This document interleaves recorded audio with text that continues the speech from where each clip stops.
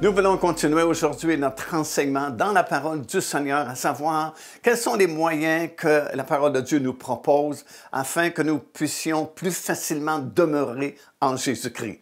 Parce que bien sûr, comme on l'a prêché souvent, le fait que nous sommes placés en Jésus-Christ, ça c'est miraculeux, c'est le miracle que Dieu a fait pour nous lorsque nous avons accepté Jésus comme notre Seigneur et Sauveur de notre vie.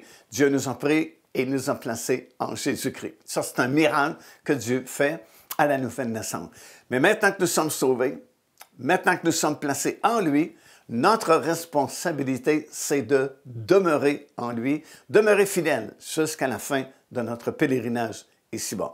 Et c'est vraiment très important, comme nous l'avons souvent mentionné, parce que si quelqu'un se retire de Jésus-Christ, si quelqu'un abandonne le Seigneur Jésus-Christ, nous perdons tous ces glorieux privilèges que nous avons du fait que nous sommes placés en lui. Alors, deuxième moyen que nous lisons dans la parole du Seigneur, en fait, il y a plusieurs moyens. On ne fait que choisir quelques-uns de ces moyens qui nous sont proposés. Alors, en voici un deuxième. Restez attachés aux choses que vous avez entendues. Ça, c'est dans Hébreux, 2e chapitre et le 1er verset. Nous lisons ceci. C'est pourquoi nous devons d'autant plus nous attacher aux choses que nous avons entendues, de peur que nous soyons emportés loin d'elles.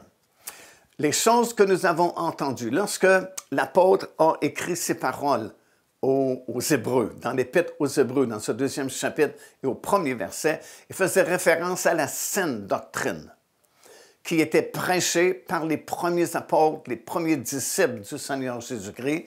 À cette époque-là, il n'y avait pas encore toutes ces controverses et toutes ces fausses doctrines qui ont été proposées par différentes personnes. L'Évangile était encore plus pur. C'était plus facile de connaître la vérité dans un certain sens parce qu'il n'y avait pas toute cette confusion que nous retrouvons aujourd'hui un peu partout. Alors, c'est la saine doctrine. Lorsqu'elle dit « Restez attachés aux choses que vous avez entendues », on parle ici, bien sûr, de la saine doctrine de la parole de Dieu. Les doctrines fondamentales qui n'ont jamais changé. Ça ne peut pas changer parce que la parole de Dieu, elle est éternelle. Elle a toujours existé, elle existera toujours. C'est Jésus lui-même qui a dit un jour le ciel va passer, la terre va passer également, mais dit-il, ma parole demeure éternellement.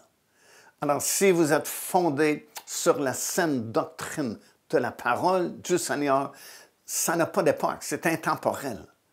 Que vous viviez en 1400 quelque chose, ou que vous viviez dans les années 1900, ou vous vivez dans les années 2000, c'est la même parole de Dieu et c'est la même saine doctrine qui traverse les années, qui traverse les époques.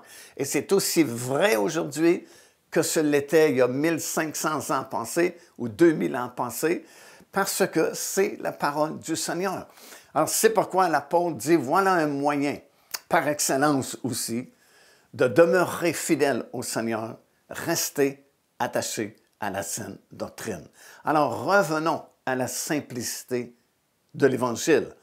Dans l'Épître aux Corinthiens, l'apôtre Paul va leur dire à un moment donné, il a dit, « Je crains que vous vous êtes éloignés de la simplicité de l'Évangile. » Lorsque ça devient trop compliqué, trop complexe, souvent c'est parce que nous nous éloignons de la saine doctrine de la parole du Seigneur. Parce que la saine doctrine est facile à comprendre. Ça peut être profond, mais c'est quand même facile à comprendre parce que la saine doctrine est toujours révélée à notre esprit par le Saint-Esprit. Alors, revenons à la saine doctrine de la parole du Seigneur et cela sera un moyen par excellence aussi pour faciliter notre marche dans le Seigneur Jésus. Troisièmement, l'apôtre Paul va nous suggérer ici un autre moyen, va même nous exhorter en nous proposant ce moyen-là. Et c'est dans Romains, chapitre 12 et le verset 2. Et ça dit ceci, Paul parle à l'Église de Rome et il dit, « Ne vous conformez pas au siècle présent, mais soyez transformés par le renouvellement de votre intelligence.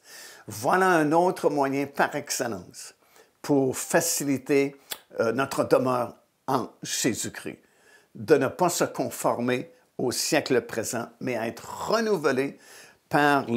transformé plutôt par le renouvellement de notre intelligence, afin que vous soyez, comme ça dit, que vous discerniez quelle est la volonté de Dieu, ce qui est bon, agréable et parfait. Écoutez, si Paul sentait le besoin, il y a presque 2000 ans maintenant, d'écrire ceci à l'Église de Rome et dire aux chrétiens qui vivaient à cette époque-là, qui étaient beaucoup moins confuses qu'aujourd'hui, beaucoup moins immorales qu'est notre société aujourd'hui, s'il sentait le besoin de leur dire « Ne vous conformez pas à la génération dans laquelle vous vivez. » Autrement dit, ne pensez pas comme le monde de votre époque pense. Ne réfléchissez pas comme le monde de votre époque réfléchisse, mais soyez transformés par le renouvellement de votre intelligence, par l'enseignement de la parole de Dieu. Si c'était nécessaire à l'époque, à combien plus forte raison c'est absolument vital de nos jours de ne pas se conformer à la pensée des gens de notre génération. Parce que nous sommes rendus vers la fin des temps et nous savons que la société devait être modifiée pour la rendre capable d'accepter cet homme que la Bible appelle l'Antéchrist, qui bientôt émergera, et cet homme sera complètement immoral, sera totalement opposé aux vertus chrétiennes et aux vertus bibliques, et il fallait qu'il y ait un changement dans la société pour que cette société puisse accepter un tel homme comme gouvernement mondial. Alors, nous sommes rendus là. Alors, c'est certain que ce qui est enseigné dans le monde, au point de vue moralité, puis au point de vue spirituel, ça ne cadre plus avec l'enseignement de la parole de Dieu. Alors, s'il y a une époque où c'est important de prêcher ce même message, mon ami, c'est maintenant de ne pas se conformer à ce que le monde pense, à ce que le monde enseigne, à la philosophie du monde, mais à être transformé par la parole du Seigneur et à apprendre à penser comme Dieu pense et suivant les ordonnances et les exhortations de la parole du Seigneur. Soyez bénis abondamment.